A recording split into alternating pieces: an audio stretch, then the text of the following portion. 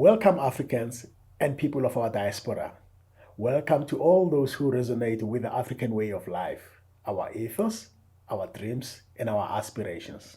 A special welcome to our guests for this webinar today. The Honorable Minister Nathi Mthethwa of the Department of Sport, Arts and Culture could not join us today, but through technology has sent this message. The Head of Culture at the African Union, Ms. Angela Martins, Ms. Beatrice Chaito, who is the Senior Expert for Trade Services at the African Continental Free Trade Secretariat, Executive Director of EnviroFest Tunisia, Mr. Hisham Ben Kamsa, Executive Officer of the South African Screen Federation, Ms. Unathi Malunga, Ms. Ngwanamokoto Megitladi, who is the Deputy Director for Trade Facilitation at the Southern African Customs Union, and Ms. Stella Christian Rabo, who is the Program Officer for Trade Facilitation at ECOWAS.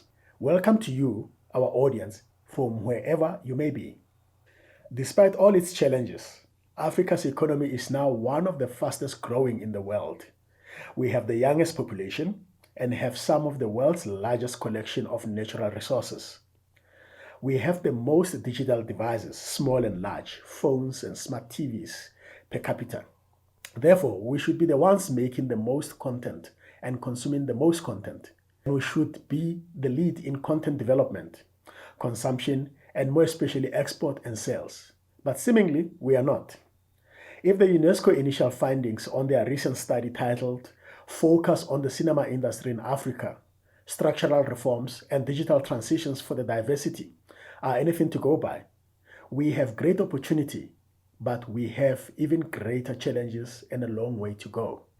Today, we will have a discussion to understand what policymakers and those in the audiovisual industry are doing to nurture and to build and develop a vibrant sector on the African continent.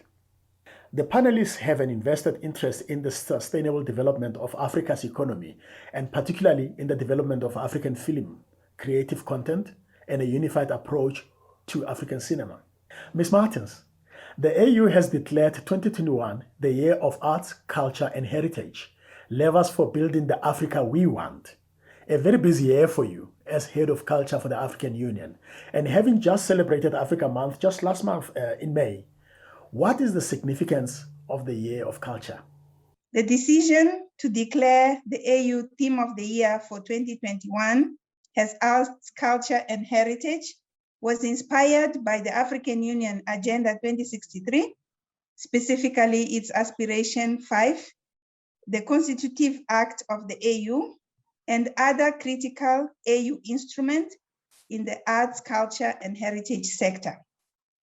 The AU Theme of the Year for 2021 is a unique opportunity to profile and promote the arts, culture, and heritage sector, and to ensure that undivided attention is given to the sector to ensure its growth and contribution to the socio-economic development of the continent.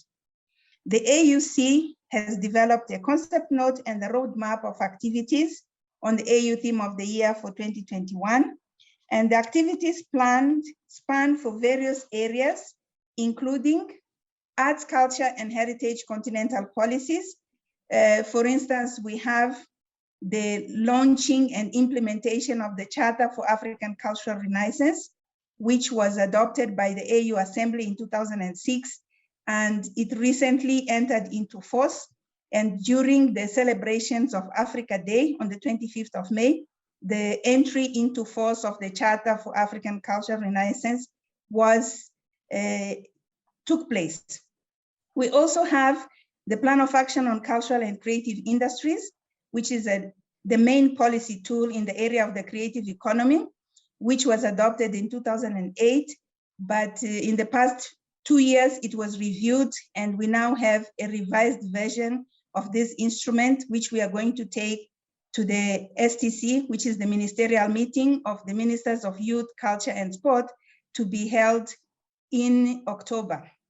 Then we also have the AU Model Law on the Protection of Cultural Property and Heritage, which is an instrument aimed at guiding member states in the development of their instruments in the protection of cultural property and heritage.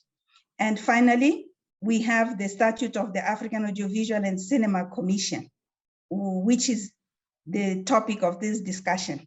Then other areas that are included in the concept note and roadmap on the theme of the year include the protection of cultural property and heritage, as I mentioned, combating illicit trafficking in cultural goods.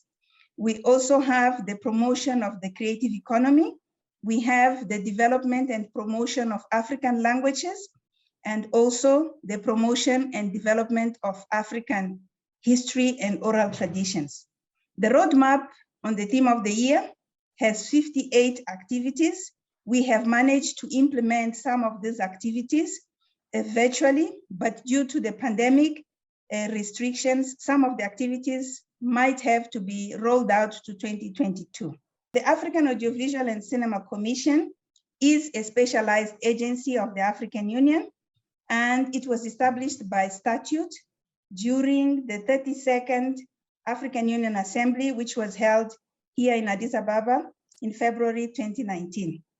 The mandate of the African Audiovisual and Cinema Commission is to develop and strengthen the African audiovisual and cinema industry, to encourage the establishment of appropriate structures at national, regional, and continental levels to strengthen cooperation between African states in the area of audiovisual and cinema, and through the use of audiovisual and cinematic expressions, promote creativity, innovation, integration, solidarity, respect of African values, mutual understanding, to foster peace and promote a positive image of Africa.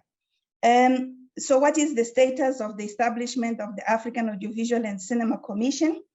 In the past few years, the government of Kenya offered to host the temporary secretariat of the African Audiovisual and Cinema Commission. We are currently working very closely with the government of Kenya to operationalize the secretariat. The statute of the African Audiovisual and Cinema Commission is open for signature and ratification by member states. Unfortunately, since its adoption, we have not received a single signature or ratification of this important creative economy instrument. So may I also use this opportunity to request through yourselves, member states, to ratify this instrument.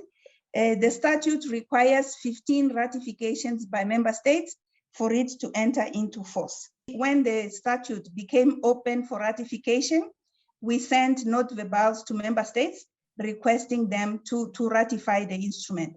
We've also done engagements with individual member states, like for instance, with Benin, with the ECOWAS region, with Kenya itself, because since Kenya is hosting the temporary secretariat, so it would be good that Kenya is one of the first member states that ratifies this instrument. With Tunisia, we've also undertaken a mission with filmmakers and with the government there to request, to advocate so that they ratify the instrument. Thank you very much, Ms.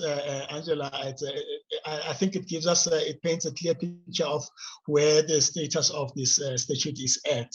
Ms. Beatrice Cheto, you have worked as an international trade lawyer, specializing in providing advice and support for African governments in their engagements with regional and international trade policy processes.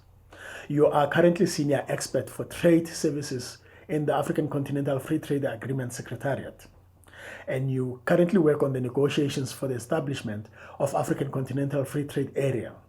Welcome.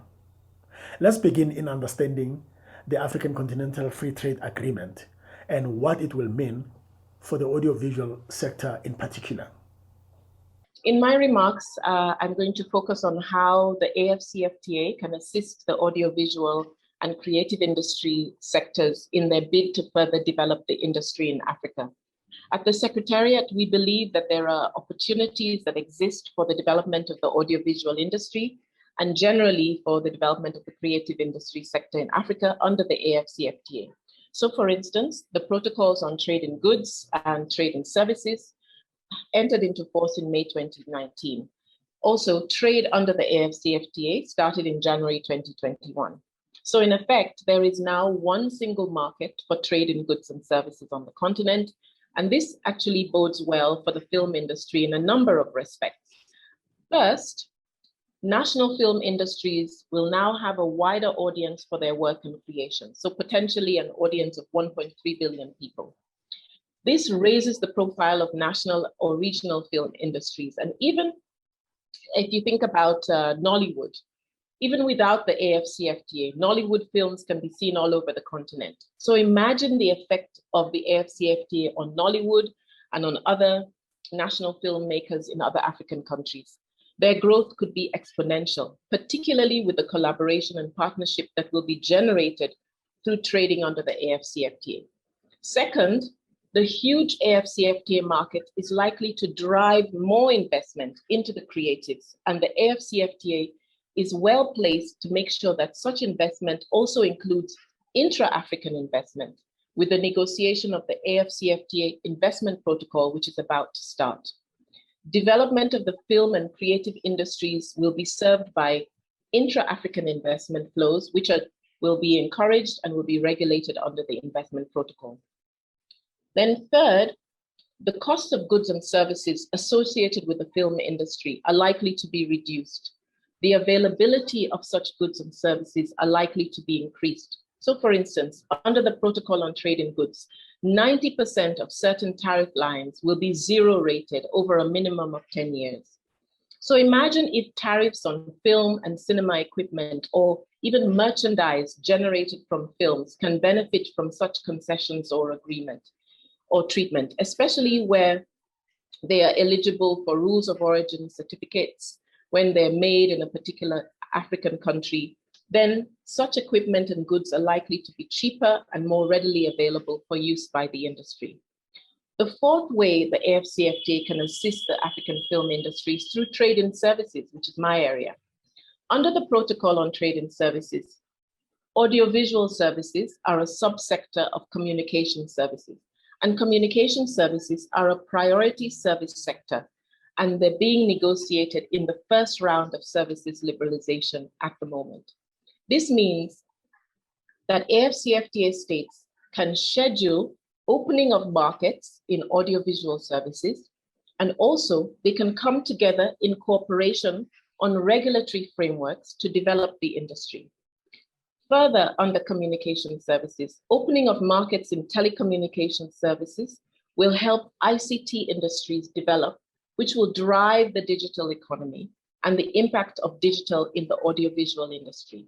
So transition of the African film industry to digital will be further enhanced through the development of the AfCFTA Protocol on Digital Trade and E-commerce, which also is to be negotiated soon.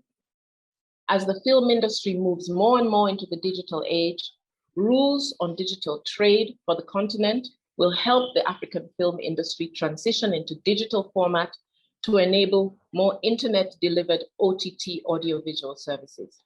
Again, on trade in services, under business services, there are a number of avenues to enabling the development of the African film industry. The first is through opening of markets in marketing, branding, and distribution services that will impact the film industry and lead to an increase in African film content on TV through digital means, on social media, that will then grow the industry.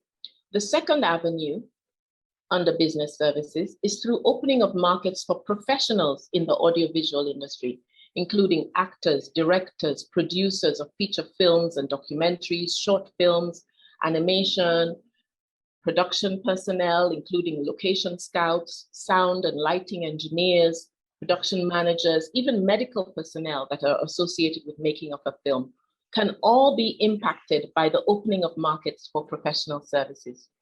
This can be done through the scheduling of specific commitments and the development of regulatory frameworks. In the context of this type of regulatory framework, the development of mutual recognition arrangements for such personnel will be particularly important, since this will ease the availability of talent and expertise in these areas of film and television production. And that will expand the pool of available talent on the continent.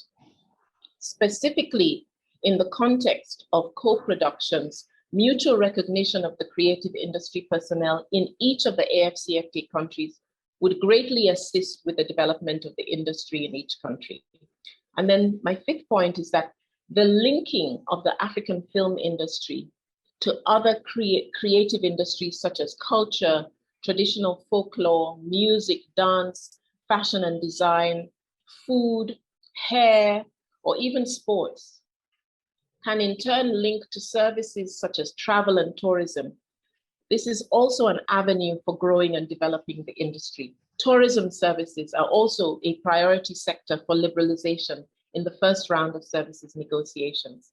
With the liberalization of tourism services comes opening of pathways to develop destinations for film locations or for collaborations and co-productions in film.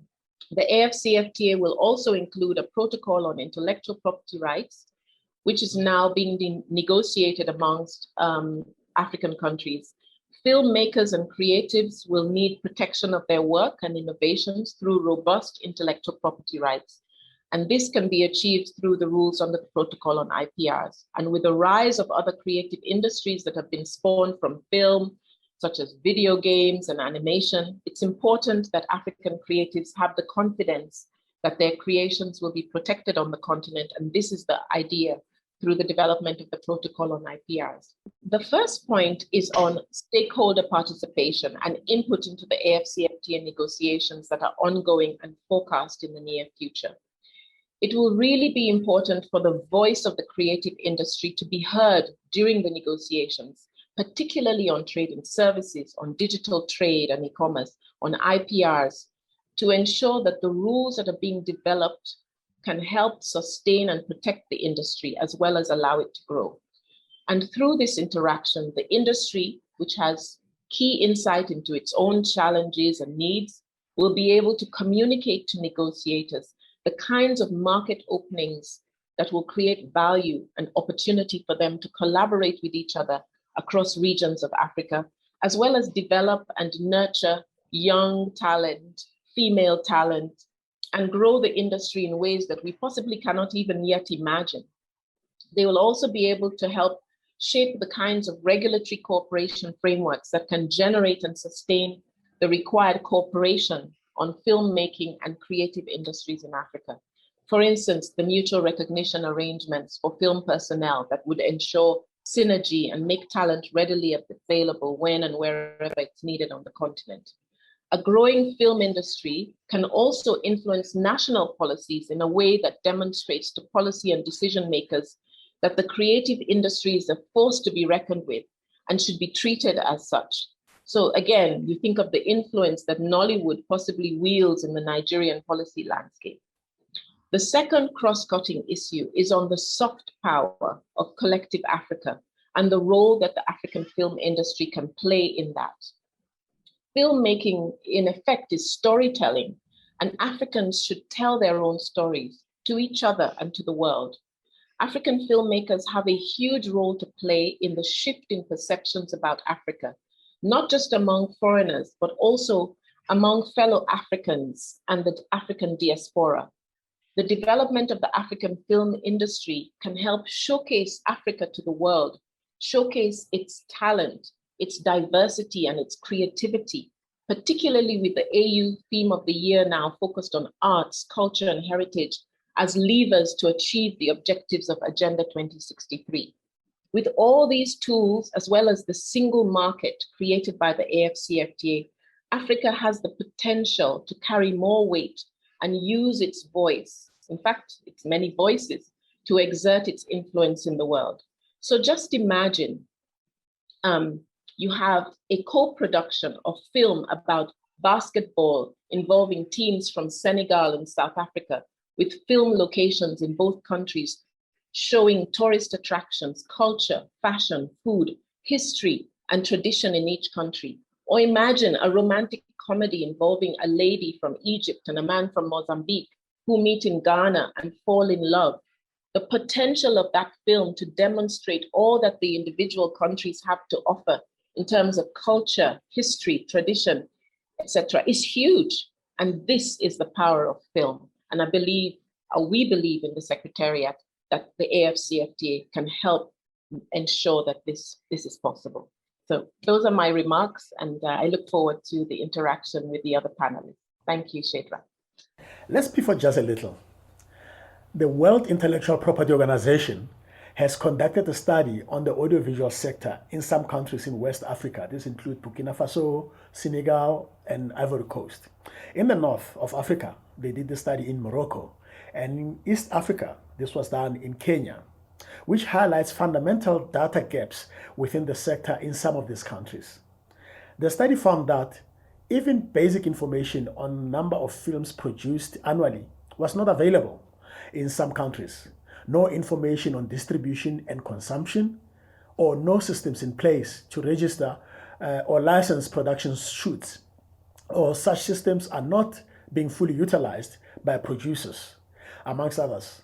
Mr. Kamza, as president and founder of the Tunisia Cinema Foundation and one of the leading filmmakers in North Africa, do you agree with the findings? And if so, how do we get North Africa and West Africa ready for the trade agreement?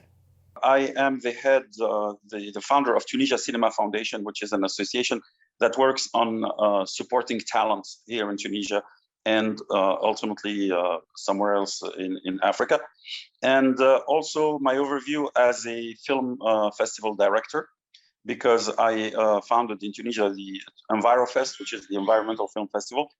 And I was for 3 years the head of communication for the Carthage Film Festival, one of the oldest film festival in Africa and the Arab world.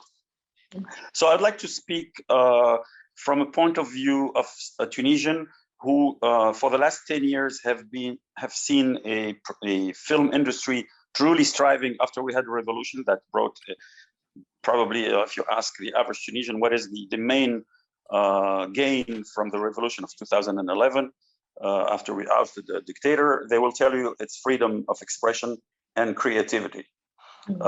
So from that point of view, and we see it in the successes of Tunisian cinema, we are a small country in size compared to the rest of Africa with only 11 million people, but we have 6 film schools.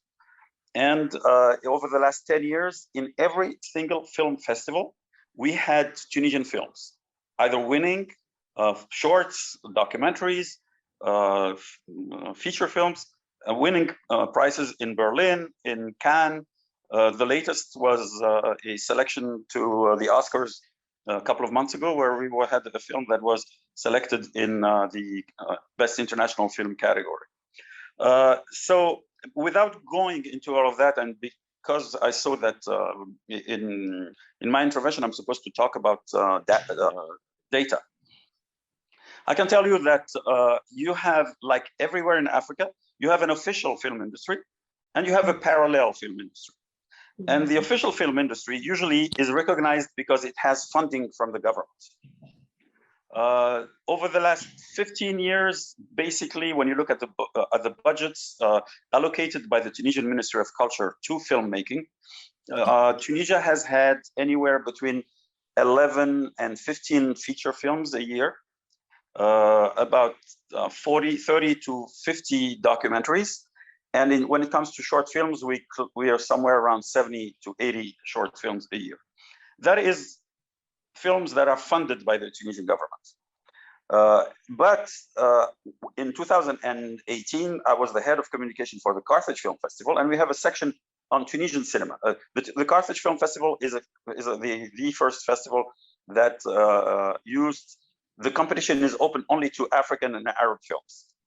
And each country has 2 films. Tunisia has 3 films. So we allow Tunisia to have 3 films in the competition. But that year, we received 34 feature films. And we wondered, where is this coming from? How come when we ask the Ministry of Culture, it tells you there are 11 films, feature films, and we end up with 34, that's 3 times that. And that is the democratization that came with the digital era. Which allowed young filmmakers to do their own films on a shoestring, on low budgets, more into indie film look. So the question that came after was, how can we convince the government, because now, or let's say, how can we find alternative and complementary fundings for films? Just to give you an idea, in Tunisia, the system is the government can fund films. We have twice a year a commission that you will bring your project, etc., and the commission stands up and decide whom they're going to finance. And usually the financing is about 35% of the whole budget, meaning that by law, the Tunisian government is not allowed to give more than 35% of a budget. The average Tunisian film is about $800,000 US dollars. So what it means is that there is no chance for a filmmaker or a Tunisian producer to make a film unless he goes abroad to find the money, the extra money. And usually because he only can secure 35%, it means that he has to find 65%. And I will give you one example of the importance that we produce our own films, and we found mechanisms. We find and found mechanisms that will co-produce. One of our most brilliant young filmmakers, her name is Kawthar Ben Hania. She was at the Oscars 2 months ago for her third feature film. Her first, she was in Cannes. Her second, she won in Venice. And the third, she was at the Oscars. Kawthar, the second film that was at the official selection in Cannes was called Beauty and the Dogs. It's a story quickly about a young girl who, it's a true story. It's from a true story of a young girl who was raped by police officers as she was walking with her boyfriend coming out of a disco. Her boyfriend was racketed by the officers, and she was raped. And this was a true story that was really big in Tunisia until civil society moved on, and the cops ended up in jail at the end. The question is, when the producer of the film, Habib Ataya, my very good friend Habib Ataya, who's 40-something and who had films all over the world and is really a success story in films, he secured the 35% of Tunisian funding. So when he went on to find more money in Europe, he sent the scripts, of course, and one of the traditional funding that we find in Tunisia is in France at the CNC, the Centre National du Cinéma. You know, when we have commissions looking at films, they can give you funding or they can refuse it, and then they will send you the notes why they refused, etc. Now the question was, why didn't they give money to Kawthar Ben Hania, who was the sure value? She was recognized as a filmmaker. And when we looked at when we requested the notes from the jury, they were saying that the story is not plausible. Why? Because the filmmaker chose not to show the rape. And what happened is that we ended up having this discussion where we were saying, look, that is the problem. If we don't tell our own stories, we are victims of stereotypes. We are exotic.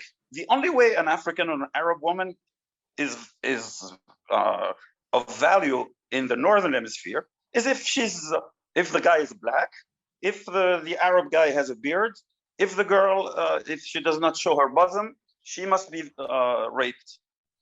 So the fact is this, and we had this discussion in Durban a couple of years ago, and I was there.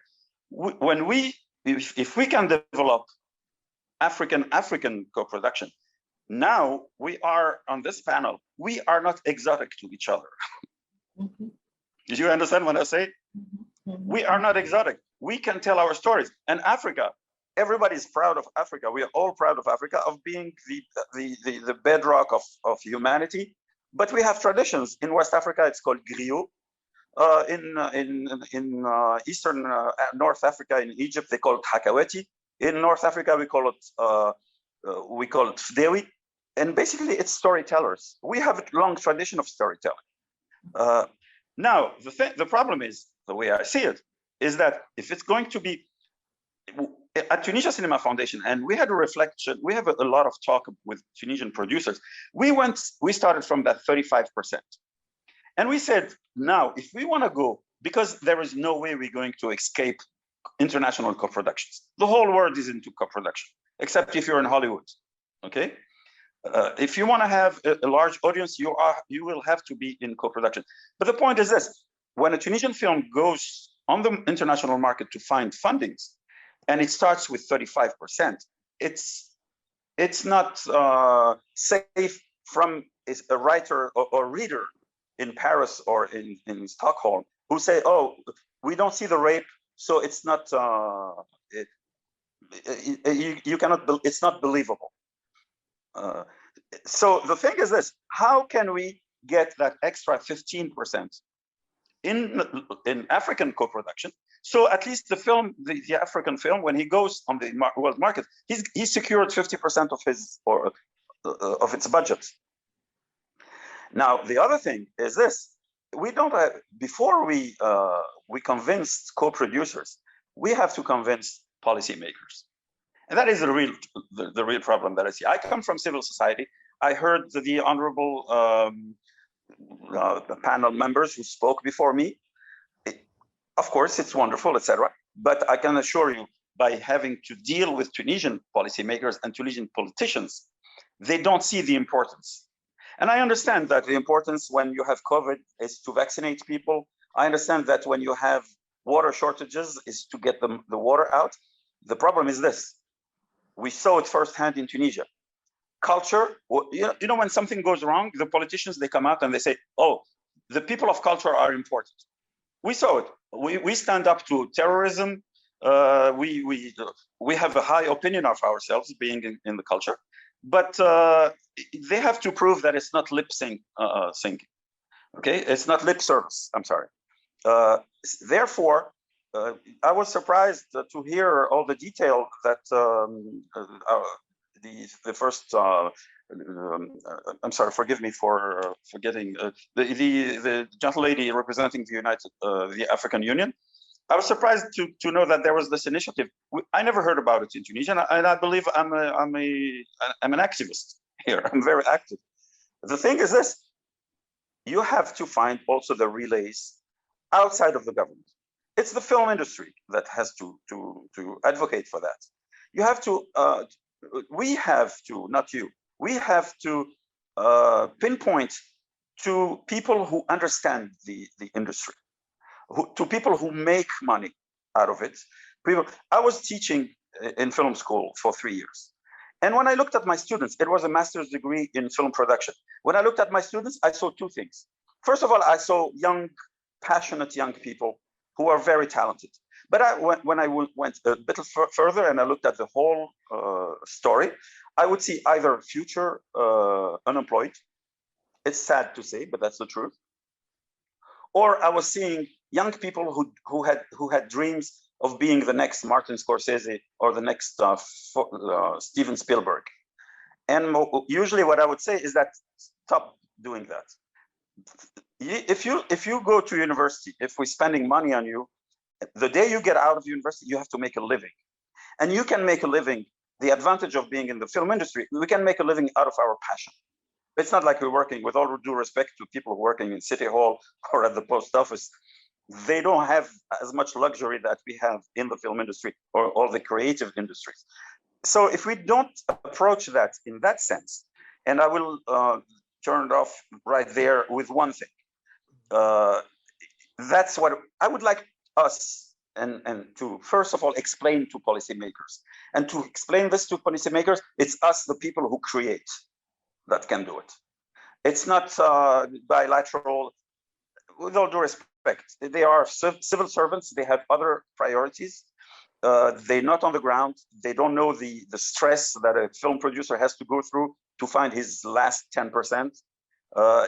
They don't know the stress of a film producer having to pay the cameraman or the sound editor. And also there is one big question: what's the use of making films if they don't see, if the public doesn't see them? What is the use? So, which brings us to distribution. Which brings us to what are the new means of distribution? Talking about platforms, I'll give you an example of platforms. There is a film that is the biggest success of Tunisian cinema that came out 3 years ago. It's called Dashra.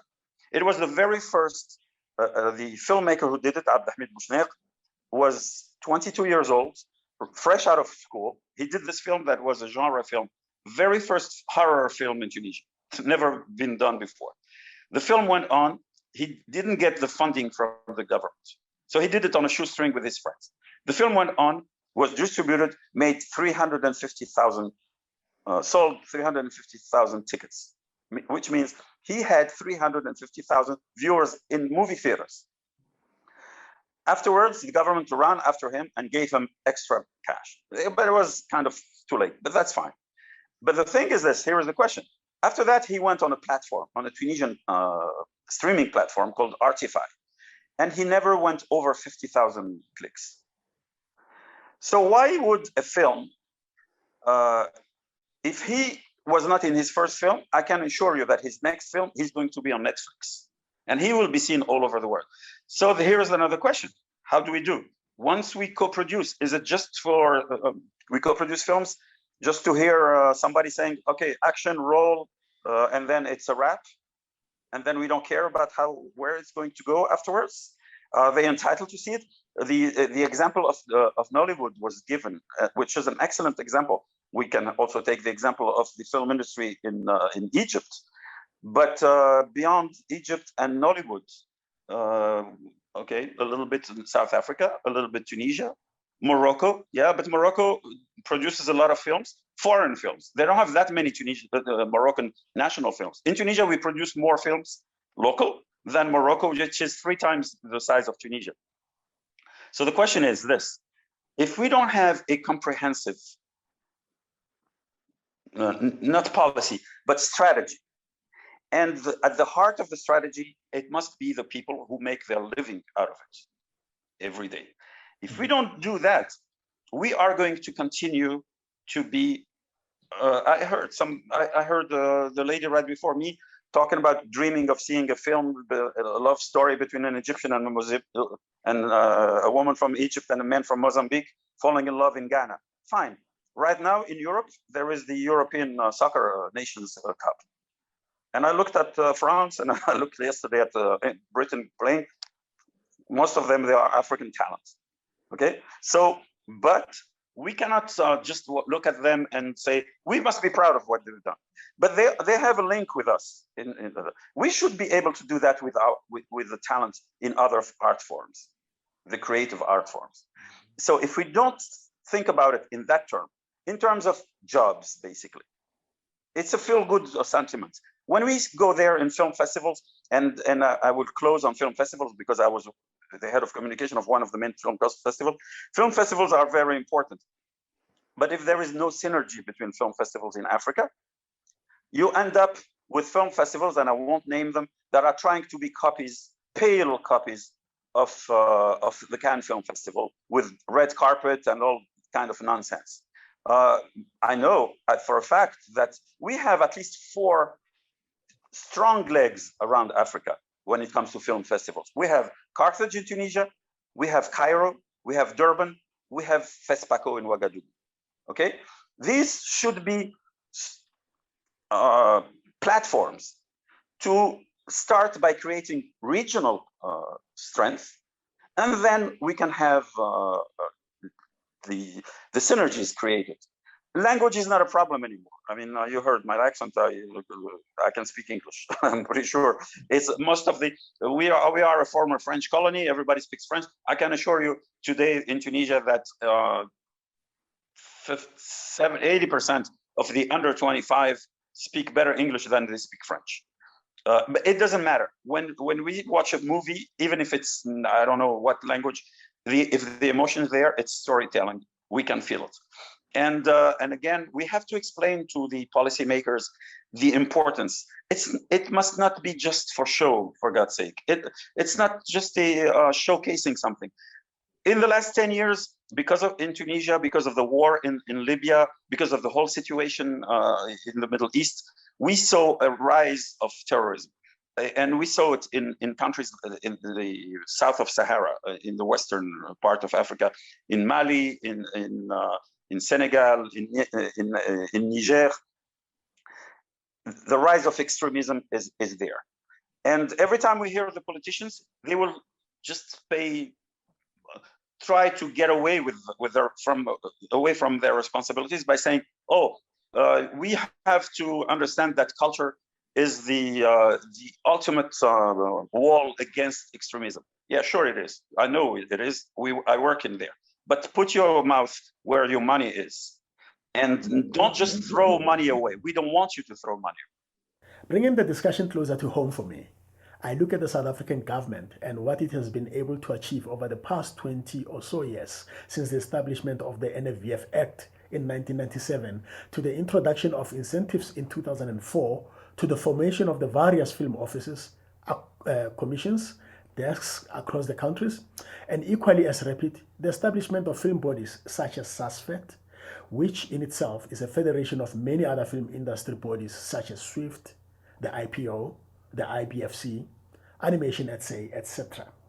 I look back and say, a lot has actually been done to create an enabling environment, to create a sense of stability and growth, which when you look at the studies and reports, the industry contributes favorably to the GDP and contributes through various multipliers back to the second and at times the third economy. To discuss the role of industry bodies, let me call upon Ms. Unathi Malunga, who is not only an avid and active activist for the local industry. Unathi is also the executive officer at the South African Screen Federation, SASFET, and an entertainment lawyer. Unathi, why are there only a few South African filmmakers working with their counterparts on the continent, notwithstanding the lack of existing co-production agreements? What are your members telling you? I agree with the previous speaker on his views about industry having a say. I also welcome the approach that Beatrice set out, that industry has to come to the party because, you know, we are the ones on the ground. And just to go into the kind of challenges that we've experienced as filmmakers, and the nice thing about where I sit as part of the South African Screen Federation is that it is a very unique federation in the sense that we are a federation that encompasses the whole value chain. So we have what would typically be the employers in the same organization as the employees, and we tend to work out these natural tensions. So when we look at issues, we are looking at it from the whole value chain perspective.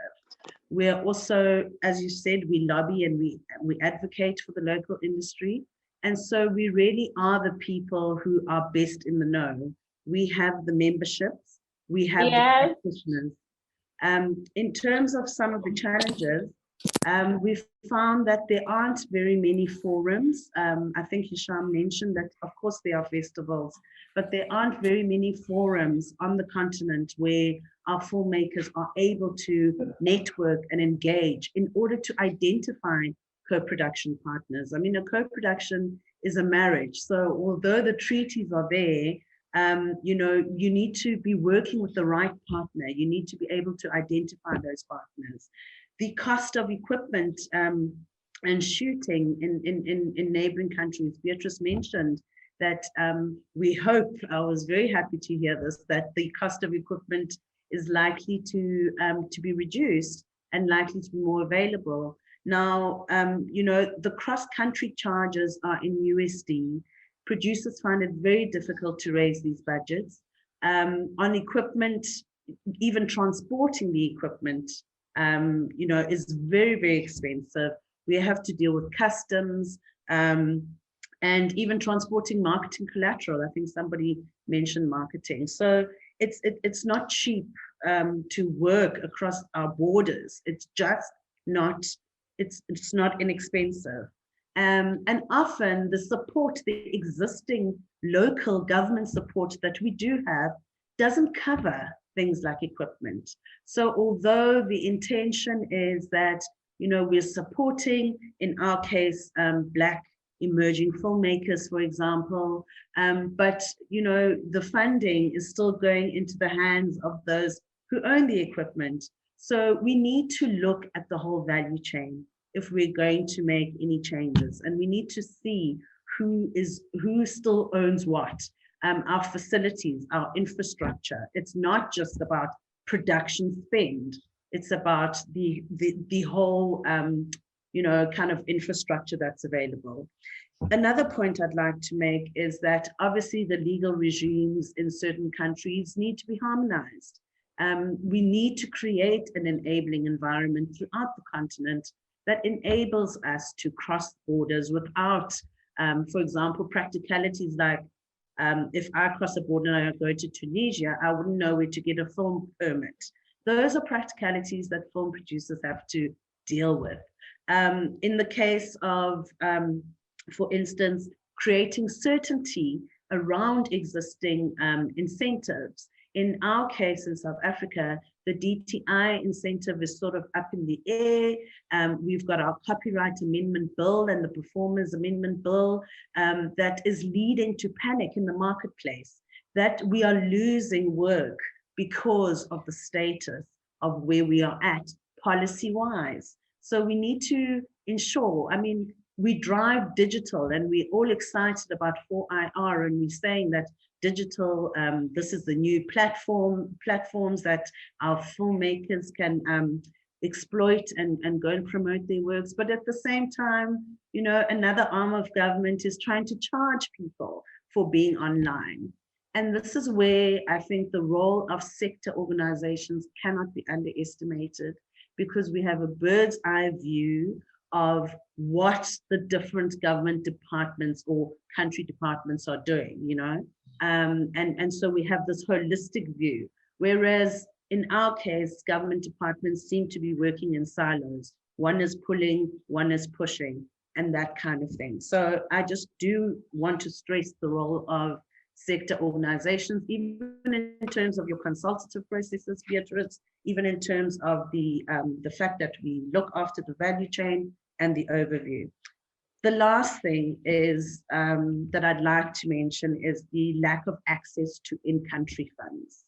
So we have not figured out a way yet to tap into other in-country resources if we are working with a foreign, you know, co-producer. Those are just some of the challenges. Other challenges would be, I think, in our experience, you know, a recognition, I don't know how it is in the rest of the continent, but a recognition of the symbiotic relationship between the independent production sector and broadcasters. You know, that kind of, you know, fostering a strong local environment in order for us to participate on a larger scale. And then, of course, what I think the whole continent is suffering from is the lack of business education around the creative industries, the business of film. That I think was identified, or the lack of IP understanding was identified. But I know in South Africa that a lot of the support that we get goes into story. There's no subsidization of professional services, accountants, lawyers that people actually need to get these projects on the ground. The same with the educational curriculums. I think it was rightly identified that that is a gap we need to plug as a continent on the whole.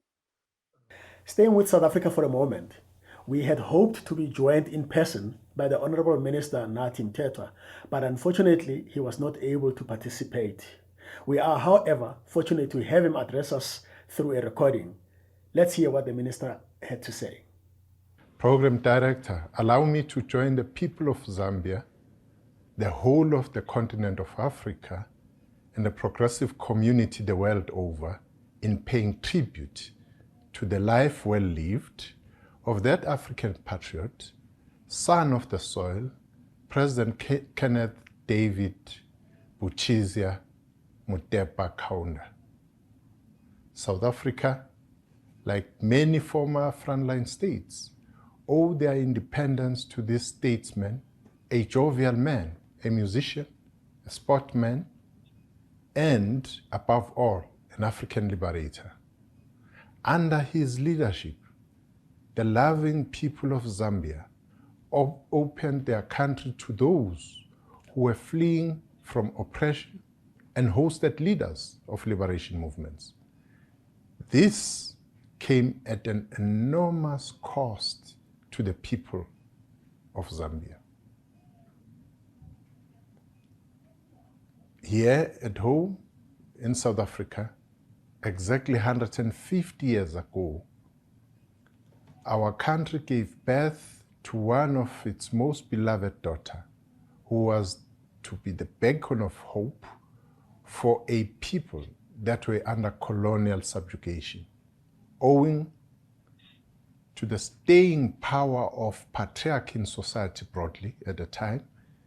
It had not been expected that a young girl from so modest a background would go on to conquer the world in the way this heroine did. This year, 2021, has been declared by the African Union heads of states and governments as the year for arts, culture, and heritage, levers for building the Africa we want. The declaration is an acknowledgement and recognition of the centrality of arts, culture, and heritage as catalysts for the socio-economic development and integration of the African continent.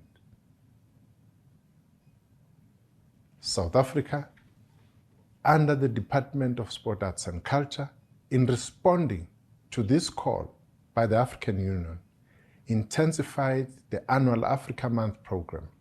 Africa Month is further regarded as a platform to promote the AU institution and its programs towards the attainment of its vision, an integrated, prosperous, and peaceful Africa, driven by its own citizens and representing a dynamic force in the global arena. This webinar also comes at a time when we in South Africa conclude the month anniversary of the 1976 student uprisings. These are the youth who fulfilled their mandate to free South Africa thanks to their bravery against the apartheid government. Allow me to acknowledge and thank the organizers of this important forum, the Africa Screen Festival, being a new Pan-African platform with the aim to advance and stimulate the audio-visual sector on the African continent by encouraging co-productions amongst countries. Production, distribution, and screening of Pan-African films provide an opportunity for us to tell our own stories from our own perspective. It is an opportunity to correct and rewrite our history as we celebrate our common heritage, the heritage that binds us as Africans. The Africa Free Trade Agreement presents a golden opportunity for Africans to start trading with itself, unleashing the untapped potential to grow our economies. Let us forge this strategic partnership, which further allows for people-to-people contact and advanced cultural diplomacy. My department is in the process of concluding co-production treaties with a number of other African countries. This is an indication of our commitment to grow competitive film sector on the continent. Thank you for your attention. Thank you, Minister Mthethwa, for your message. Now let's move to West Africa. The Economic Community of West African States, ECOWAS, is a 15-member regional group with a mandate of promoting economic integration in all fields of activity of the constituting countries. To learn more about the status of the readiness to implement the Continental Free Trade Agreement by ECOWAS, we speak to Ms. Drabo. Ms. Drabo, what is the status of readiness in the region? I would like to present on three main topics. The first one is the ECOWAS business and SME competitiveness instruments. We have a few of them. that we actually made ready for our private sector, for them to be more competitive and also to be able to see the different opportunities they can get through the continental free trade. The second point is the audiovisual industry readiness concern at the regional level and continental level. We'll share with you what we are on now. And on the third point, we will talk about the guidelines, the challenges we may go through this process. But as an introduction, I will just share with you some information about most of our biggest, let us say, our biggest film producers in the region. Nigeria is the second in the world in terms of film production, number of film produced, with more than 2,000 films per year that generate $2 billion per year, and who is actually employing more than 1 million direct jobs. It means that it's very, very huge, and it's the second provider in the GDP after crude oil.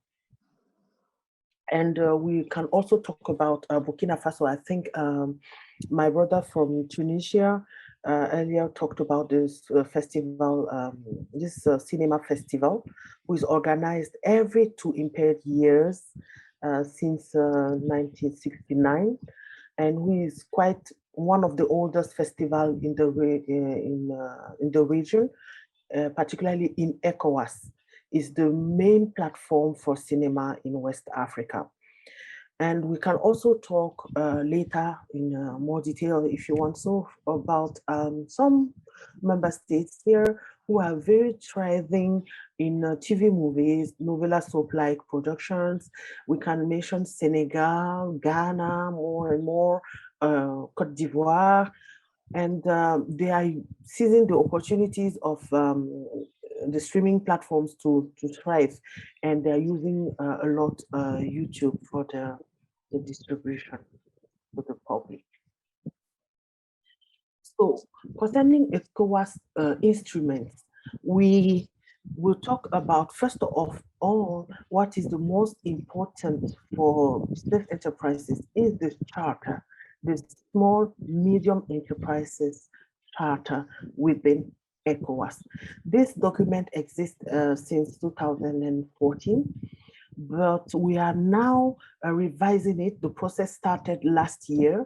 Even in last May, we was in Côte d'Ivoire with all the representatives of the private sector of ECOWAS, so that we can amend this document and harmonize the point of view about the definition of the small and medium enterprises, the scale, and also try to harmonize the regulation about the business enterprises within ECOWAS. And this is very important. This update is initiated in order to permit to our private sector to be ready for the free trade implementation.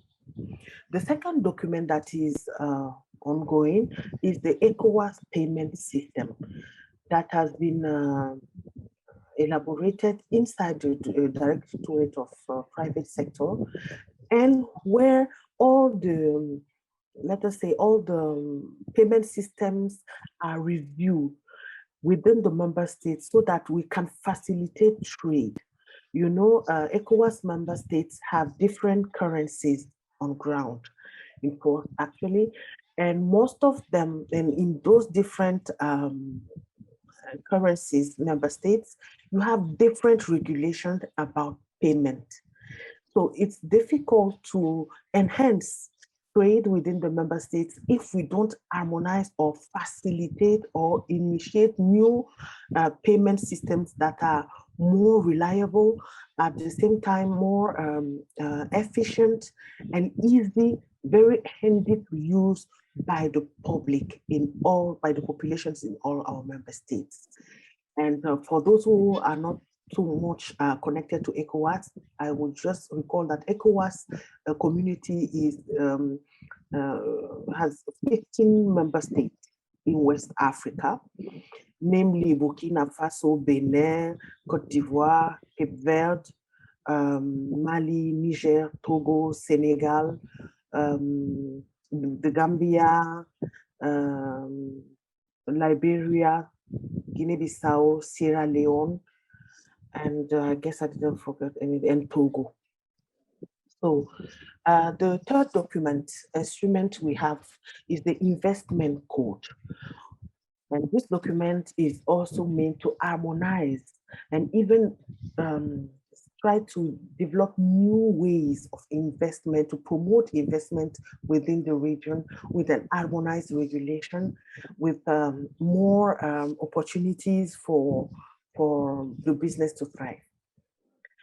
And the fourth instrument is the regional policy for culture, where our audiovisual sector is very well captured with a particular pillar on the copyright, royalties aspects, where the partnership with WIPO and IPO, which are the World International Property Organization and the Africa International Property Organization, are very concerned and gave them their support to the policy, to the action plan, so that we can, within our region, have something that is harmonized. This document has been adopted in 2019, and the implementation started. So we are in the process. And all of these instruments in the implementation now emphasizing on the AfCFTA impact, positive impact on the different matters. And the last instrument I wanted to talk about is the ECOWAS Business Council, which is on the table in negotiations with the different member states since 5 years almost now, and who has been carried to the desk of the head of the states of ECOWAS in last June, June 21, so last week. And this document has been also adopted so that we can have at the regional level a big and strong body representing businessmen within the region. And this business council is based on 21 sectors, represented of 21 business sectors. And the industry, the audiovisual industry is also part of it. So this is the first step, that is the adoption by the head of states. And now the implementation will start with now the organization and the setting up of the instances, I mean the body, with the elections of the members of the board. So about our readiness, or I would say mostly the preparation of our readiness at the regional level, we are now at the phase 1, where with phase 2, after the negotiations of the different agreements, we are now at the phase 2, where we are sensitizing the member states, business enterprises. We are giving them information about what is the AfCFTA, and I see the opportunity of this presentation to thank a lot the AfCFTA Secretariat in Accra. I'm just back from Accra 4 days ago, where we get support from them to give more information about the AfCFTA to the business enterprises. So this sensitization process is ongoing, and also talk about the rules of origin, market opening measures, the positive impact of the free trade area, the opportunities also of the free trade area for our member states. The second activity we are running now is to push all the enterprises to formalize their business.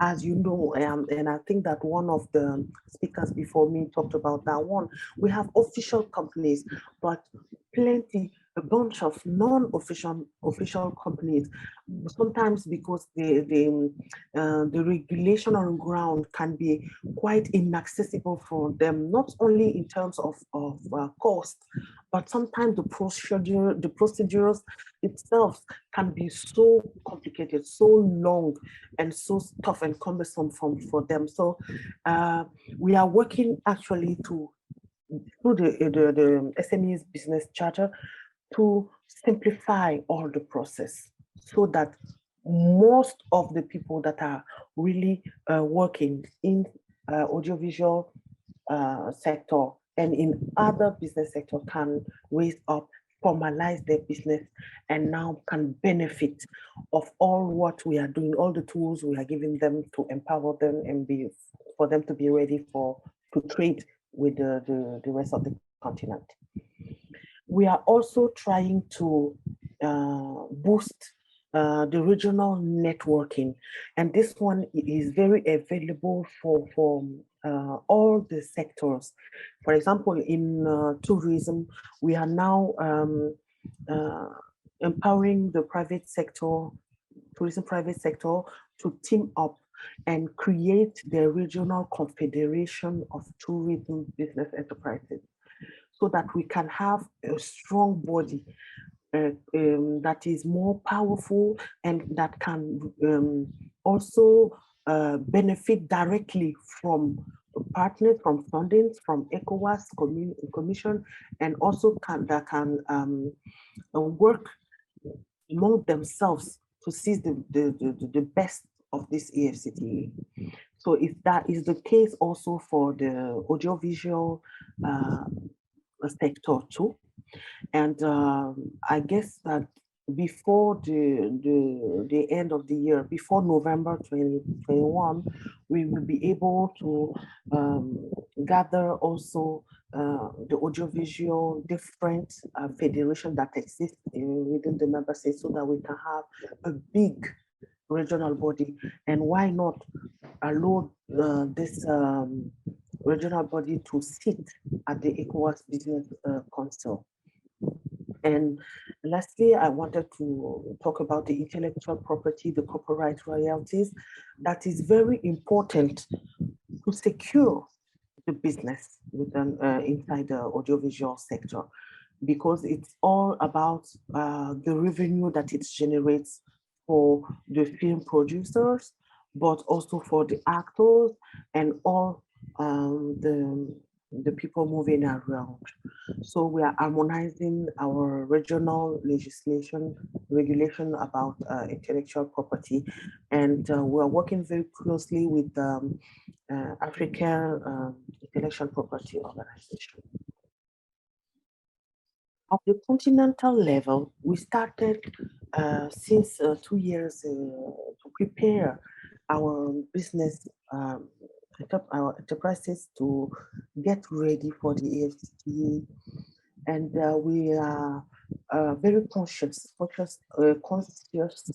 about the business intelligence and networking to be boosted within the region, because we are all agree, and Madam from the Secretariat, AfCFTA Secretariat, stressed it very well in her presentation. There's a lot of opportunities for audiovisual sector, but to be able to seize them, you have to be aware, to have the information, the relevant information, to have information about the markets, information about the technical, the availability of technical support, availability of material to work with. So this intelligence networking, we expect the Business Council to be also a platform for the actors to talk about this with the Regional Confederation of Audiovisual Producers. So And we are also trying to push the audiovisual sector to specialization. We have to be ready for that. Everybody cannot do everything at the same time, every time. It's not sustainable. So we are convinced that, as in the AfCFTA regulation itself, that we need to favor the, let us say, the nations that are really that are more in advance than the others. So if, for example, let us talk about Nollywood, for example. So in Nigeria, they have, the industry is really in advance on many sectors in film producing. So they can specialize maybe on the DVD press, on duplication, on so that 5 or 6 member states around can come and do the duplication at in this country, instead of developing their own factories in their countries that may be more costly and less competitive. So we need to have some kind of technopoles, some mega multimedia media tech, or media library for our industry. And we are also trying to gather all the member states and stress the necessity to harmonize the standards, the regulations. I will talk especially about the status of artists, because as my brother from Tunisia just said before, they need to get the money from it, to have the salary from it, contracts, intellectual property, royalties, repayments, etc. These are all the things we need to harmonize. Otherwise, the free trade area won't be sustainable. We will have a mirific, very awesome projects that will just kick on, but they will crash very in a very short tail. So what we want is something that is sustainable, that can benefit the whole continent. So to do that, we need to harmonize, to have the same thing everywhere. So this one is a longer, more longer activity, but we are involved in already. So we have a plan, even with the AU Commission, that associate the different reps in the process. And we already started, thanks also to SACU, private sector department, who is in liaison with us. We were together on the meeting of Accra. So we are trying to intensify the connections with the different recs so that we can align the point of view and finally get some harmonized documented standards. And the last one I wanted to talk about is the interdependence with the related and ancillary sectors of the film and audiovisual industry, because we are all conscious that if we want to develop the audiovisual industry, we definitely need to have, let us say, as an example, to have a very good internet access within our member states, within the continent. We could have a very good telecommunications infrastructures. I will also mention the different transport. We can talk also about partnership with the streaming platforms and so on and so forth. So we still have a lot to do on that one. We are on the process. So for me, we have our continental free trade, especially on audiovisual matter, will really be successful if we are able to combine those 4 aspects. The first one, that is our cultural identities, that should be the guideline of all what we want to develop. And we talked about it. We was hearing Tunisia and also His Excellency, the Minister in charge of Culture of South Africa before, who stressed that also everything should be linked or even bedded on our African roots and traditions.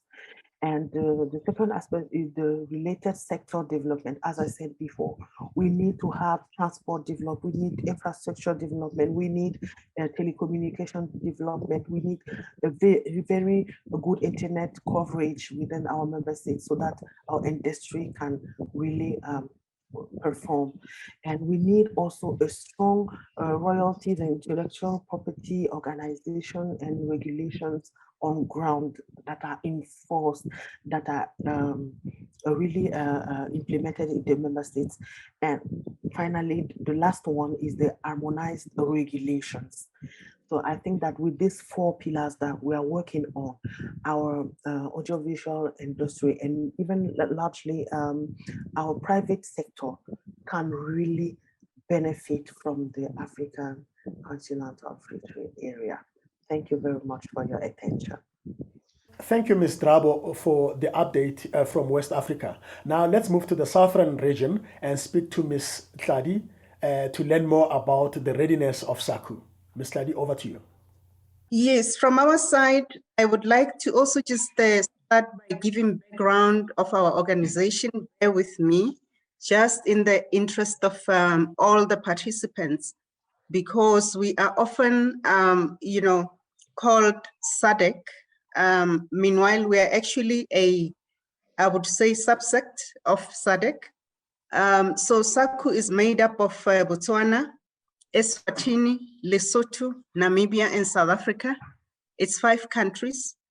And really, it was established in 1910. And, the agreement was renegotiated in 1994, to take into account the new developments in the sub-region, which at that point, South Africa gained its democracy. And of course, the focus for the SACU region, other people would often ask, what's the difference between SACU and SADC?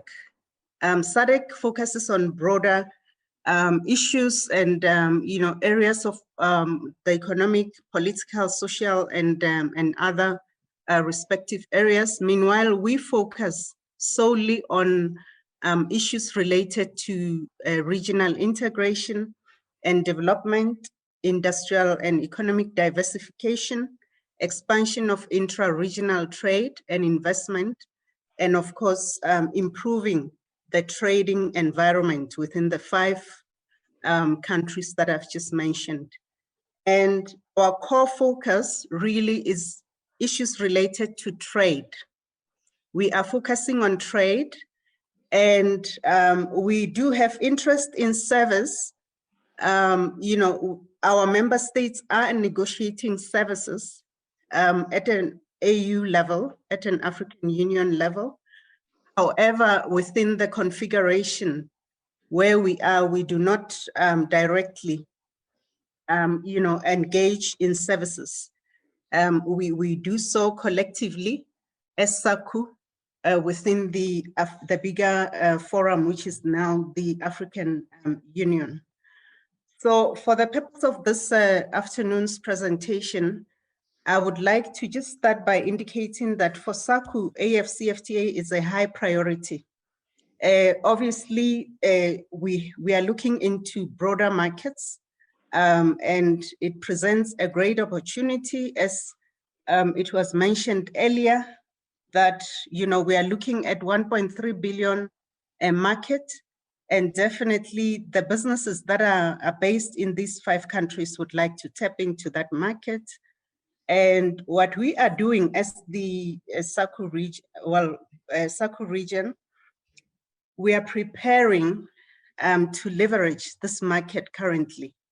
And what we are doing is to target industrialization, or an area of focus that we saw important for the 5 countries, is industrialization, but also issues related to trade facilitation. They are very important, and it's important for us to ensure that all, as soon as all the rules are negotiated within the AfCFTA, all industries are able and enabled to trade with ease across the African Union. So our key focus under industrialization as SACU, we are currently really focusing on regional value chains development, and we've prioritized 3 sectors or subsectors. One is agro-processing, textile and clothing, as well as pharmaceutical and chemicals. So those are the 3 sectors that we are focusing on under industrialization as part of programs that we are currently working on to support implementation of the African Free Trade Agreement. And in addition to that, we have revised our trade facilitation program, which it used to be a narrow program that focused on customs. Because our main focus is on trade and creating a conducive environment for trade to thrive within the 5 countries. So customs was our key focus in ensuring that we simplify and harmonize, procedures, processes, as well as administrative requirements for goods to move with ease within the 5 countries. So we have made significant strides over the years. And this is demonstrated by, practical issues. If, let's say, if a truck is moving, or rather a business person seeks to move goods from South Africa to Botswana, they do so with ease. And it's simply because of the work that we've done over the years. And that was really our core focus on ensuring that the environment within which, trade moves is simplified and harmonized.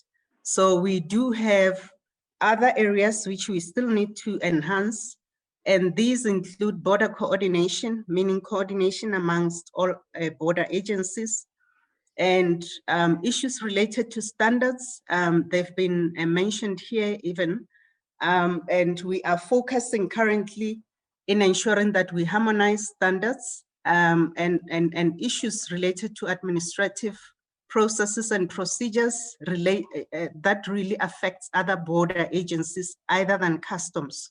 We have brought on board the other border agencies so that they work with customs to harmonize their processes and procedures, but also ensuring that standards are actually also harmonized. The administrative parts of standards are harmonized. And we also work a lot in terms of, simplifying implementation of trade agreements. So the African Free Trade Agreement is amongst other agreements that we are working on, or we have been working on over the years. So we have built internally as SACU, administrative regime to be able to enhance how we manage trade agreements. So preferences, how we give a preferential access to our companies, but also those that we enter into agreements with. So the other area of focus really relates to transport and logistics. And for transport and logistics, our focus there will be to harmonize and standardize cross-border transport regulatory framework and logistics. So all these issues that we are focusing on, or areas of focus, really will enhance our status as SACU to be able to prepare businesses, or rather even make it easy for our businesses to become competitive and be able to take on opportunities within the AfCFTA. And I wanted to also just to share with you some of the flagship programs that we are running currently, where we've made strides towards improving the trading environment within the 5 SACU members. So we have IT connectivity, which is really intended to link customs management systems in SACU. And to date, really, we have managed to link Botswana, Eswatini, Lesotho, and Namibia. All their customs management systems are linked to South Africa. And our next target really, and this is so because, as you know, we are a customs union and we depend on common external tariff, which is currently centrally managed in South Africa. So it makes it easy in terms of the volume of trade, because it's mainly, South Africa that carries that volume of trade. And so we had to make sure all the, the systems are actually aligned, but also interlinked and, working with ease and seamlessly. And now our next target is to interlink Botswana and Eswatini, Lesotho, and Namibia. Just so that then even the volumes that are coming through, let's say, Walvis Bay ports, they are taken care of through the systems. And as we are aware, Eswatini, Lesotho, and Botswana are actually landlocked, so they do not have seaports where they receive larger cargoes from outside of SACU and outside of, let's say, Africa as well. They depend solely on South Africa as well as Namibia. So we have done that project and it was very successful, and we are starting to see the results on the ground. And we will be moving at a fast pace now that we have to really focus on supporting implementation of the AfCFTA. And we have also been running a program, a flagship program called the Authorized Economic Operator Compliance Program. So this is a voluntary program that promotes compliance and the security of the supply chain for businesses that are based in the 5 countries. So what we promote is ensuring that traders understand the law, but not only there, as in their day-to-day businesses, as they engage, they do so with the understanding that when you comply, you will actually get rewarded for complying. And what we do is to accredit, so meaning that we pre-audit businesses that are open to being audited. It's a voluntary program. It's not, compulsory. So for businesses such as maybe, let's say, those who are in retail, who are moving huge consignments across Africa, across the globe, it makes sense to become part of this program because of the multiple documents that they have to deal with, or rather process on a daily basis. So we have found that it has assisted a lot in reducing the cost related to compliance for many businesses, especially those that are engaged in import and export based in the 5 countries.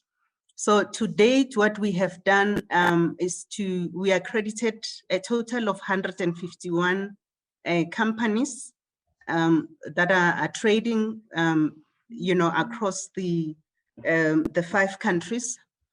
And we are looking to accredit more as we move and, strengthen the program to support the AfCFTA. So we have been concentrating on compliance for the past years. And now we are now working to strengthen, or rather even develop, you know, an element of security of the supply chain in the program. So we will be, you know, we will be increasing our efforts in terms of really advertising the program and making sure that we create awareness amongst especially small businesses. We do not have small businesses as part of the program as yet. And it is solely due to the fact that, you know, it has quite a lot of requirements, but they are meant to ensure that at the time of trading, traders do not have to, you know, to go through the onerous process of ensuring that they comply, because they would have been pre-audited and pre-qualified to start moving their goods. And of course, other areas that we are looking into to support this flagship programs is issues related to risk management and enforcement. As you know, in the course of business of customs, one of our key priorities to collect revenue, but also ensure that we deter illicit activities or goods from entering our borders, collective borders, which we call a common customs area. And so we do quite a lot of that. We have done multiple successful joint enforcement operations, which every time we get into a joint operation, the results, you know, always proves that we do have, you know, trade in illicit goods coming through our borders, the 5 borders. I mean, the borders of the 5 countries that I've just mentioned. So we really are strengthening year by year the tools that we have developed within that area or aspect. And of course, we are looking at, you know, harmonizing our processes and procedures related to how we classify goods. You know, I actually skipped a couple of points in the interest of time, but I also wanted to share with you the fact that we have a common customs, a common external tariff book that is actually regulating how the 5 countries treat goods, products, anything that is a product that is manufactured in these 5 countries has to meet the standards and the requirements related to, you know, to this customs, this common external tariff. So the common external tariff regulates the customs duties that are paid by businesses when they import. So any product or good that is imported coming into the 5 countries will be charged in accordance with the rates that are defined in the common customs, the common external tariff, my apologies. I'm trying to speed up due to time. So, so basically that's what we do. And I think I will stop here. I won't go further. Safe to say that for the film industry, really what I see as supporting really, and I mean, I think it's the same for quite a number of services, businesses that are in the services sector, but not in the goods sector, which is our main focus. I see ourselves supporting highly on the issues related to administrative challenges that are facing businesses, and what was just mentioned earlier, you know, on issues related to customs.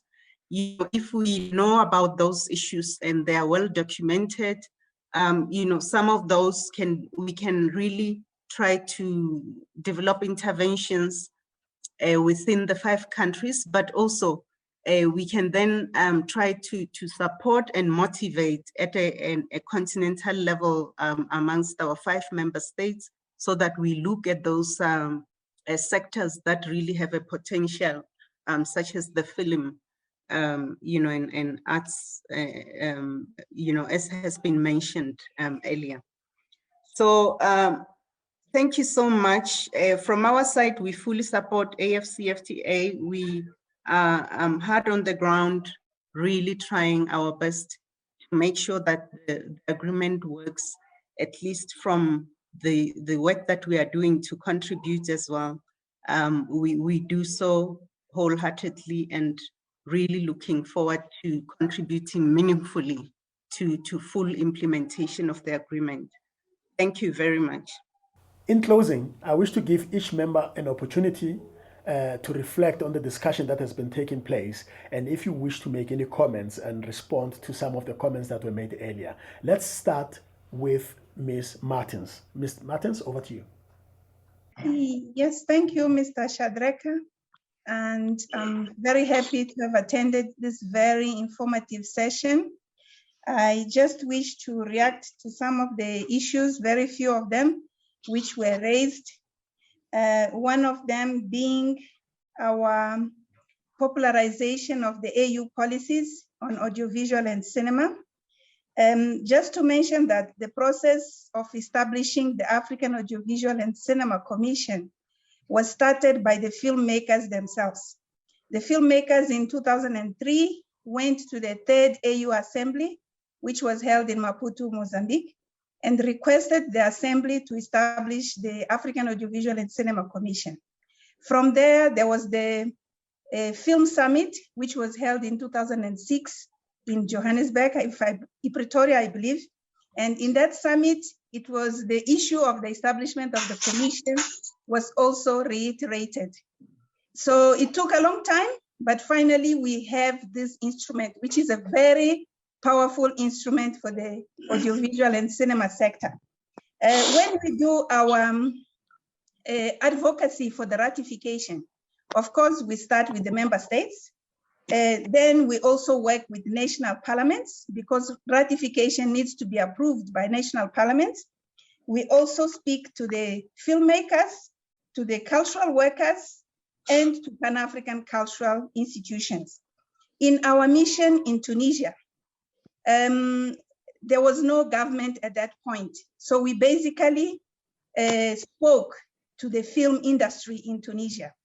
So our focal points maybe were not able to connect us with Mr. Isham, or maybe he was not around, but it's a pity because we had a very, very interesting and fruitful mission there. And the filmmakers in Tunisia were really eager to push this process. So I mentioned the Charter for African Cultural Renaissance, for instance. It's another instrument. For us to get the 15 ratifications, it was basically through the involvement of the Pan-African cultural institutions, the cultural workers, the artists that moved this agenda at the grassroots level. So, of course, maybe it's not enough. We'll continue doing that so that we can achieve the desirable goal of getting the statute in force. Now, with regards to issues which were raised by other speakers, for instance, intellectual property rights, the issue of distribution, all these things are taken care of in the statute. So if we really make sure that the African Audiovisual and Cinema Commission is operational, we will go a long way in promoting the audiovisual and cinema industry on the continent. At our level, all of us, if we can do that, it will be really very helpful for the sector. I heard the colleague from the Continental Free Trade Area mentioning the development of the policy on intellectual property rights. In the last summit, the president of Ghana already mentioned it, and it's in one of the decisions. And we, as the culture division, are really here available to work with you, especially on issues related to cultural and creative industries. I think in a nutshell, this is what I wanted to say. Thank you so much for the opportunity. Thank you, Ms. Martins, for the clarity that you just provided. And I will move on to Ms. Ben Kamza for your reflections, please. Yes, first of all, I would like to just make clear a couple of things that I said earlier. The fact that I did not hear about the initiative of of the African Union doesn't mean that the message wasn't passed. I'm just a very bad example of somebody who's up to date. That's all. As simple as that. Now, in closing, I would like to go back to what I said earlier, which is we definitely need to explain to whoever is working in films, to the young people who are looking for a career in films, who are in film schools, to the policymakers, that this is an industry. And when it comes to industry, there are norms. I would say that today an average film, just around it, an average feature film is around maybe $1 million. US dollars to shoot in Africa.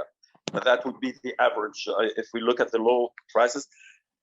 Trust me, I don't know many businessmen anywhere in the world and in Africa who can around a table where they can raise $1 million for a project that is going to last 2 years, and that will have an incidence in making maybe anywhere between 50 and 100 people working directly, and maybe up to 150 people working indirectly. So it is an industry. We should always stress that. And why should I say this? So the policymakers takes us seriously the same way they would take any other industry that comes and say, we need money for investments in pulling water out of the earth to put it in bottles, or to make shoes, or it is an industry, and it is a job we are job creators. We are creative, that's true, but maybe the policymakers should not put us in the box of artists. Artistry is our craft, but our job is serious. It makes families live. They should remember that all the time. And then when it comes to cooperation and co-production, we can build our own models. We have success stories. The whole industry around the world is not that different anyway. To make a film, it's easy. You got 4 steps. It's development, production, post-production, and distribution. That is the basic thing that we teach in film schools. But I want to jump back on one of the panelists said. In Tunisia, we have 6 film schools with every year maybe somewhere anywhere between 20 and 30 master's degree graduating, except that we have also 3 business schools, and there is not a single course in movie production. That is a serious matter, movie production. That is something that we should learn in management schools, in business schools, because it is a big, serious business to raise all that money to run such an operation, especially when if you turn into co-production, we talk in international commerce here. So that is one of a couple of recommendations that I have. I would like to give you a scoop, if you don't mind. I'm working on a project right now, and maybe you should keep it somewhere in your mind. In 2022, somewhere in the fall of 2022, there will be TICAD, which is the Tokyo International Conference on African Development, that started in 1999, that happened every 3 or 4 years in Tokyo. It's a meeting between the Japanese government and the Japanese business community and the African business communities and even heads of states. And TICAD 8 will be every time that conference had happened, it happened in Tokyo, except 1 year it was in Nairobi in 2003, I believe, or 2005. In 2022, it will happen in Tunis. We're expecting somewhere around 12,000 people coming. And I am in a task force of thinking of what we can do on the side of TICAD. And we are working on trying to figure out a parallel summit of creative industries, African creative industries. I will definitely, hopefully, keep you posted on what's going on. And the input of every single person is important, because what happens also, such an event is the possibility to have a meeting between policymakers, creator, but also the business industry, other business industries. And the other businesses, whether they are in IT, that is something that we have to talk about a lot. What is the future of the creative arts? How are African creative industries going to be consumed and seen and watched? These are the reflections that we should really keep in mind. And okay, policies are important because we have to deal with governments and authorization, etc. But it's also the way I see it and the way I explain it to my to my students when I used to teach. It's a car shop repair. So you have to get down there and put your hands in the grease in order to make it happen. And we see it every time. We have moments of grace, honestly, when I watch African cinema films, young people. I haven't been to several film festivals in a while, but believe me, when I go to Ouagadougou or Durban, I am just thrilled of what I see. Thank you, Ben. And now we will hear from Ms. Unati Malunga as you have been listening. What's your views? Absolutely. I think, thank you very much for your input, and thank you for the approach again of recognizing that industry should be sitting at the table. Too often we are presented with first drafts and third drafts without us having played a role in shaping what that looks like. So I really appreciate the approach, and we will definitely follow up. And then I just want to pick up on something Hisham just mentioned about, you know, our role in creating jobs, and we actually should be seen as part of the solution in revitalizing our economies after COVID, you know, post-COVID. During this time, millions have been sitting at home watching content, whereas our freelancers have been exposed. But we are also part of the solution because we do create jobs. We have the multiplier effect. We can take unskilled to semi-skilled to highly skilled crew and actors, and we offer the solution. So I just want to encourage you all to see this industry and the sector as playing a major role in revitalizing our post-COVID economies. Thank you. Thank you, Unati. And now we move on to West Africa, where we will get reflections from Ms. Stella Drabo. Over to you, ma'am. Thank you very, very much. As a conclusion, maybe after this very interesting exchange with all of you, I would like to make a suggestion. Maybe it's something that may look like crazy, but I think that someday, somehow, something like this can be created by somebody. It's a kind of idea of business that will make a kind of revolution of the crowdfunding. And I am very interested by the passionate intervention of, I don't remember his name, Mr. Hisham, yeah, from Tunisia. You were talking about difficulty of mobilizing funds for movie. And what I wanted to suggest is to revisit the concept of crowdfunding. I really believe in this. You know, with the digitalization technologies we have nowadays, plenty of things are really possible. I mean, crowdfunding concept coupled with the concept of blockchains, of cryptocurrencies, technology, we can create a currency. Currency is not the exact word, the appropriate word, but it's just the idea for you to get my idea, to create our currency to invest in a movie. So if somebody, for example, create this business, it's like an agency, a financial agency to raise money for movies funding. So when I come and I want to invest, like let us say $5,000, it won't be $5,000 on the document I will get after making my deposit. No, I will get, for example, a blockchain, and it will, maybe the name can be Estella. Yes, and the rate is well known everywhere within Africa. We know that the rate today it's one Stellar is 5.6 US dollars, for example.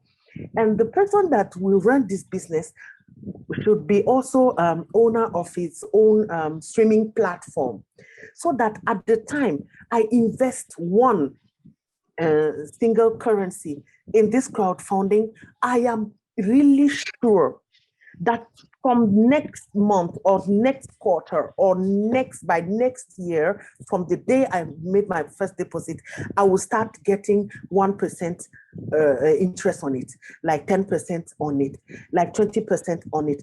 This thing must give predictability, prevision, so that we know that as soon as we invest, even if it is one single dollar, it will start generating profit in a term, in a quarter, or in, yes. And this guarantee can be given to the population because it has its own streaming platform. And because everything will be now manufactured in a business model that works. Okay, let us assume bestseller scripts. We know that in our region, if you have a script in a movie, like two people from this and this fall in love, bear babies, company, a woman leading a business of billions of US dollar, etc., you know that people will just like and love the movie. Why don't we generate movies on those topics that we are sure that they will be appreciated by the public? And then people will now start investing, because to tell you the truth, personally, I don't believe in some type of industries. I don't believe in those big fundings that will come from 1, 2, 3 main partners of funding companies or banks. The money is in the pockets of each citizen of our continent. Each of us every day generates something. At different levels, I agree, but we all generate something. From even less than 25 years, we are already active. So it means that even if it is 1,000 CFA francs, 1,000 Ghana cedi, we can invest. So, Mr. Isham, you are talking about organizing a festival, a meeting around the TICAD. Maybe share with this idea with different businessmen around. Maybe those who are very crafted and very introduced in those cryptocurrency, blockchains, and all those things can really push and carry out something like this. Personally, I'm very interested to invest in this kind of thing, but I don't want to burden myself thinking that maybe they will cheat me, they won't give me the money, even if the movie has success. I don't want also to be harassing myself in, I need to convert the money in this, and no, something very handy. In 3 to 5 seconds, I invested. In real time, I can track the charts. I can see the how do you call it, the rate of this currency, the value it's taking, the benefit I can get in 3 months, in 5 years, in 10 years, and so forth. And obviously, it will secure all the people that are working behind the scene to produce all those movies. This is my 2 cents. Thank you. Thank you, Ms. Drabo. And last but not least, we move to Southern Africa at SACU to get the reflections and the feedback from Ms. Tladi. Thank you so much, and thanks to all the panelists. I've learned a lot today, I need to say, at an individual level about film. And it's not just what we watch. We love it, by the way. We love the content. But I'm sure then we need to really also, as policymakers, as policy implementers, have the, the people behind, this content that we love so much. So I have learned quite a lot, and definitely I will start, taking this in my own work, and also in platforms that we occupy, where we talk about different industries. It will be important to reflect also on how we facilitate, the services part of trade. We have been highly, focused on goods, and you would understand, for obvious reasons. However, we need to now within Africa start facilitating services. We have been doing so for, export and import outside of Africa into Africa, and, but now we need to consolidate and make sure that as we facilitate the goods side of issues, we need to bring on board services as well. And I'm glad I actually had the time to attend and participate in and especially speak directly to the people who are working in the film industry. So thank you so much. And I go away with, knowledge coming out of this webinar. Thank you so much. And please feel free to contact me at any time. If we may have, we may find ways of working together, let's do so in the interest of our continent.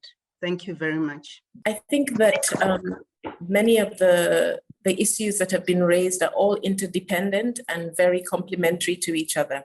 I wanted to pick up on the two issues to do with the interaction of the industry with policymakers or with decision makers. I think even as what has come out with, from the colleague from SACU, as well as the lady from the colleague from the film industry in South Africa. I think this kind of interaction, of course, across countries, there are different experiences. In more sort of advanced countries where the relationship between industry and government is on a secure level, some of that interaction can be smooth.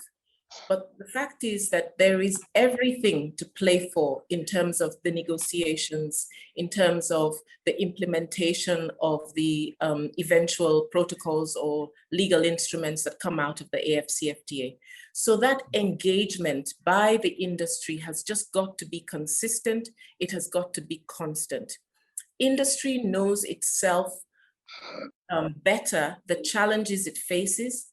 It can sometimes even know better the environment and the market in another country than the policymakers in its own country.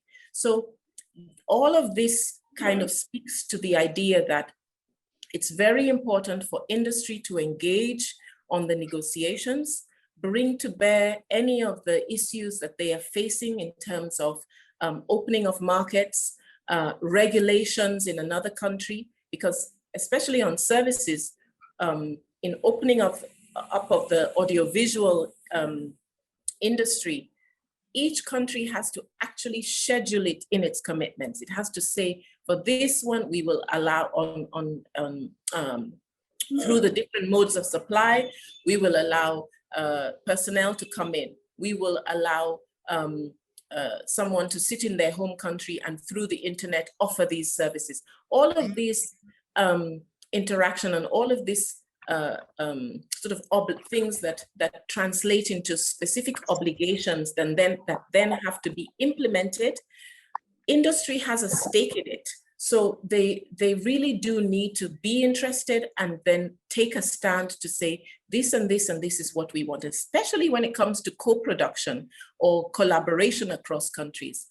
Not just the specific commitments, but the regulatory frameworks to ensure harmonization or synergy is really critical.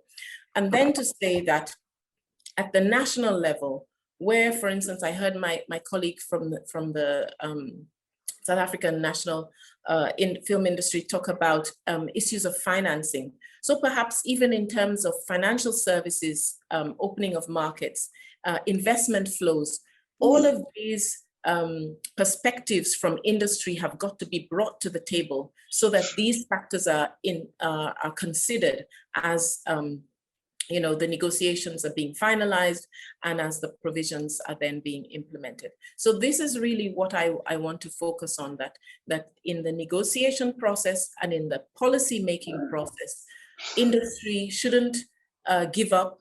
They just need to keep on trying. We need to learn best practice from those that already have that kind of seamless relationship with government and can help government in terms of fine-tuning the policies, getting stakeholder involvement, consultation on the ground. I think we can all learn from each other, and it's worth doing. It's worth doing. And also just the final thing to say that we've only really just started in terms of baking this cake that is the AfCFTA. And we all are cooks. We're all cooks, and we're all able to add our little ingredients. So what we need to do is to play a long game, to understand that it's a gradual process. This will be progressive liberalization over time, but we just have to keep on at it and to ensure that we keep forming the relationships, we keep ensuring that our voices are heard, and that we ensure that there is real commitment. And once those commitments are taken, they then get implemented. And so we continue to monitor those commitments and make sure they actually get held up to the light and actually get done. Thank you so much, Shadrach. Now we have come to the end of the session, and I would like to thank each and every one of you for having agreed to participate in this forum. Whatever has come out of here, I'm sure it gives all of us on the continent food for thought, things to follow through, engagements to follow from this discussion. Once again, thank you so much. Until next time, goodbye.